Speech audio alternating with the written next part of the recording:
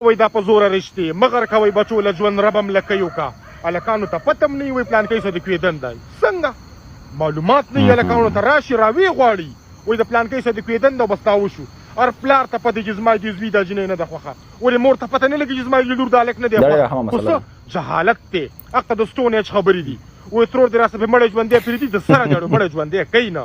او دا ځینې پکې وي ورورولي مې خرابېږي یو زر ځل دې خرابه شي ستا ورورولي دې ته پاتې ده ته په خپل ورورولي کوه که نه زما ما ژوند غر کې واده څه پېښور ته تګ نه دی په پلان کوچ کې دا یو لوی ژوند دی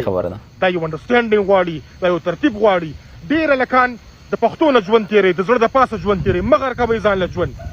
او چې خبره کوي جنۍ خو خبره نه شي کولی هلکان سټینډ کوئ یو رشته ده تا ته پته هر چا ته پته لګي څوک د دا دروغ نه وایي هر چا ته پته لګي چې په دې رشته کې خوښه ده او په دې کې ناخوښه ده هلکان سټینډ کوئ جنۍ خو خبره نه شي کولی جنۍ خو خبره وکړه ډایرکټ توره شوه او چې څه خبره کې ترورینې به ته راشي مور پلار در سره خواري کړې ده نه به کوي خواري دا د ذمهواري ده دا خو احسان خو نه کوي بچو باندې هر مور پلار بچو سره خواري کوي ځناور هم بچو سره خواري کوي قربان مه ورته پیدا رشتې په یو بل باندې تپوس کوئ د هلک او د جنۍ نه دا ژوند دی مغر کوئ وله ژوند وایي د پلانکو طلاق وشو او د ډینګرو طلاق وشو کېږي به نه چې تاسو په زوره ورته په یو بل باندې ګوره ټول نه اهمه مسله دا هم ده او دا ټاپک په ډېرو ملګرو ډېر زیات خلک یې لیدلی او ډېر زیات خوند به ورله هم ورکړی ځکه چې په دې کې داسې قصې کېږي په واقع د په دې ژوند کې چې یاره د پښتو د وجې موږ باندې ډېر زیاتې داسې څیزونه دي چې یاره حالانکې د اسلام هغه موږ له اجازت راکړی خو دلته کې پښتو موږ رامخې ته کوو موږ چې یاره دا خو د پښتو معاشره ده دا خلک به څه وایي په دې ځای کې او زه خو به وشرمېږم او زه خو به دا شم او زه خو هغه شم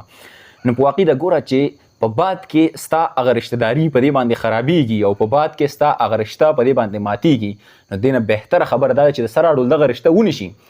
مطلب چې باد کې ته پښیمان او خفګان او پریشانی او بله دویمه خبره دا ده چې ستا خور لور هلته کې خوشحاله نه وي هغه هلک خوشحاله نه وي نو دوه خاندانونه دلته کې خرابېږي دې نه بهتره خبره دا ده سټارټ کې د سره دغه رشته اړول ونیسي بس صفا انکار وشي چې یاره نه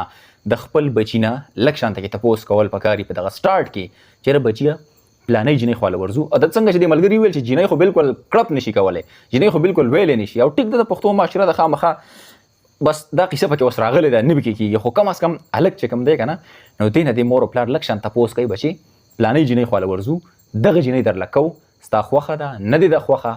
بس هغه ته به پته وي څه ناڅه که نه چې وایي چې یاره مه ورځئ پسې بس صفا سیټ ته کېږئ ته د دې نه د ښه خبره دا ده ځکه چې ډېرې مسلې پکې بعد کې جوړېږي د هغه مسلو نه دا یو انکار ډېر زیات په زرو بهتر دی چې دا یو انکار وشي دوه خاندانونه بلکې